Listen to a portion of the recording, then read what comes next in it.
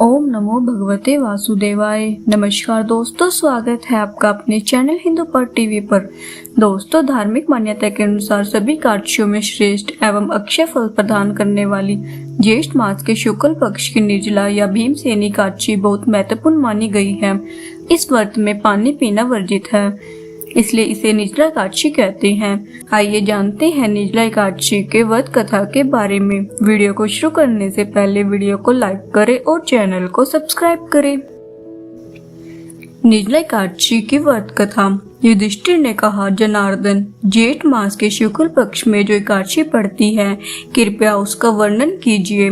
भगवान श्री कृष्ण बोले, राजन, इसका वर्णन परम धर्मात्मा सत्यवती नंदन व्यास जी करेंगे, क्योंकि ये संपूर्ण शास्त्रों के तत्वज्ञ और वेद वेदांगों के पारंगत विद्वान हैं। तब वेद व्यास जी कहने लगे, दोनों ही पक्षों की एकादशियों के दिन भोजन न करे, द्वादशी के दिन स्नान आदि से पवित्र हो, फूलों से भगवान केशव की पूजा करे, फिर नित्य कर्म समाप्त होने के पश्चात पहले ब्राह्मणों को भोजन देकर अंत में स्वयं भोजन करे। राजन, जन आनंद शौच और मरना शौच में भी एकादशी को भोजन नहीं करना चाहिए। यह सुनकर भीमसेन बोले, परम बुद्धिमान पितामह, मेरी उत्तम बात सुनिए। राजा युधिष्ठिर, माता कुंती, द्रौपदी, अर्जुन, नकुल और सहदेव ये एकादशी को कभी भोजन नहीं करते तथा मुझसे भी यही कहते हैं कि भीमसेन, तुम भी एकादशी को न खाया करो, किंतु मैं उन लोगों से यही कहता हूँ कि मुझसे भूख नहीं सही जाएगी। भीमसेन की बात सुनकर व्यास जी ने कहा, यदि तुम्हें स्वर्गलोक की प्राप्ति अभीष्ट है और नरक को दूषित समझते हो तो दोनों पक्षों की एकादशियों के दिन भोजन न करना। भीमसेन बोले, महाबुद्धिमान पितामह, मैं आपके सामने सच्ची बात कहता हूँ, एक बार भोजन करके भी मुझसे व्रत नहीं किया जा सकता, फिर उपवास करके तो मैं कैसे रह सकता हूँ। मेरे उदर में वृक्क नामक अग्नि सदा प्रज्वलित रहती है, अतः जब मैं बहुत अधिक खाता हूँ तभी यह शांत होती है। इसलिए हे मामूने, मैं वर्ष भर केवल एक ही उपवास कर सकता हूँ, जिससे स्वर्ग की प्राप्ति सुलभ हो तथा जिसके करने से मैं कल्याण का भागी हो सकूं। ऐसा कोई एक व्रत निश्चय करके बताइए, मैं उसका यथा उचित रूप से पालन करूंगा।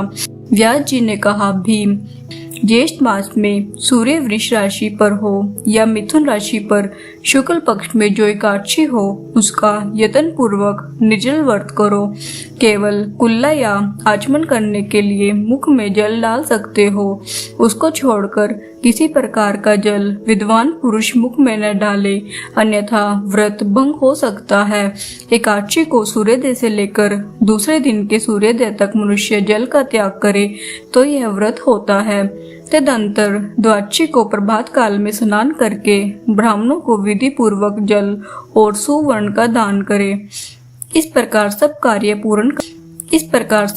पूर्ण करके जितेंद्रिय पुरुष ब्राह्मणों के साथ भोजन करे। वर्ष भर में जितनी एकादशियां होती है, उन सब का फल निर्जला एकादशी के सेवन से मनुष्य प्राप्त कर लेता है, इसमें तनिक भी संदेह नहीं है। शंख, चक्र और गदा धारण करने वाले भगवान केशव ने मुझसे कहा था कि यदि मानव सबको छोड़कर एकमात्र मेरी शरण में आ जाए और एकादशी को निराहार रहे तो सब पापों से छूट जाता है। एकादशी व्रत करने वाले पुरुष के पास विशालकाय, विकराल आकृति और काले रंग वाले दंड पाशधारी भयंकर यमदूत नहीं जाते। अंत काल में पीतांबरधारी सौम्य स्वभाव वाले, हाथ में सुदर्शन धारण करने वाले और मन के सामने वेगशाली विष्णु दूत आखिर इस वैष्णव पुरुष को भगवान विष्णु के धाम में ले जाते हैं। अतः निर्जला एकादशी को पूर्ण यत्न करके उपवास और श्री हरि का पूजन करो। स्त्री हो या पुरुष, यदि उसने मेरु पर्वत के बराबर भी महान पाप किया हो तो वह सब इस एकादशी के प्रभाव से भस्म हो जाता है। जो मनुष्य उस दिन जल के नियम का पालन करता है वह पुण्य का भागी होता है। उसे एक एक पहर की कोटि कोटि स्वर्ण मुद्रा दान करने का फल प्राप्त होता सुना गया है। मनुष्य निर्जला एकादशी के दिन स्नान, दान, जप, होम आदि जो कुछ भी करता है वह सब अक्षय होता है। यह भगवान श्री कृष्ण का कथन है। निर्जला एकादशी को विधि पूर्वक उत्तम रीति से उपवास करके मानव वैष्णव पद को प्राप्त कर लेता है। जो मनुष्य एकादशी के दिन अन्न खाता है वह पाप को भोजन करता है। इस लोक में वह चंडाल के समान है और मरने पर दुर्गति को प्राप्त होता है। जो ज्येष्ठ के शुक्ल पक्ष में एकादशी को उपवास करके दान करेंगे वे परम पद को प्राप्त होंगे। जिन्होंने एकादशी को उपवास किया है वे ब्रह्म हत्यारे, शराबी, चोर और गुरुद्रोही होने पर भी सब पातकों से मुक्त हो जाते हैं। कुंती नंदन, निर्जला एकादशी के दिन श्रद्धालु स्त्री पुरुषों के लिए जो विशेष दान और कर्तव्य विहित है उन्हें सुनो। उस दिन जल में शयन करने वाले भगवान विष्णु का पूजन और जलमयी धेनु का दान करना चाहिए अथवा प्रत्यक्ष धेनु या घृतमयी धेनु का दान उचित है। पर्याप्त दक्षिणा और भांति भांति के मिष्ठानों द्वारा यत्न पूर्वक ब्राह्मणों को संतुष्ट करना चाहिए। ऐसा करने से ब्राह्मण अवश्य संतुष्ट होते हैं और उनके संतुष्ट होने पर श्री हरि मोक्ष प्रदान करते हैं।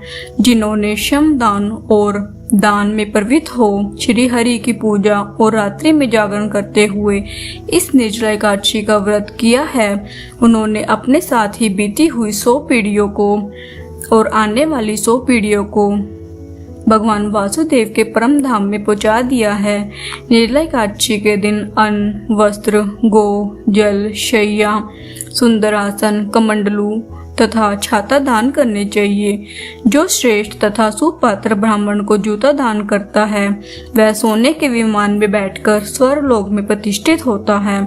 जो इस एकादशी की महिमा को भक्ति पूर्वक सुनता है अथवा उसका वर्णन करता है वह स्वर्गलोक में जाता है।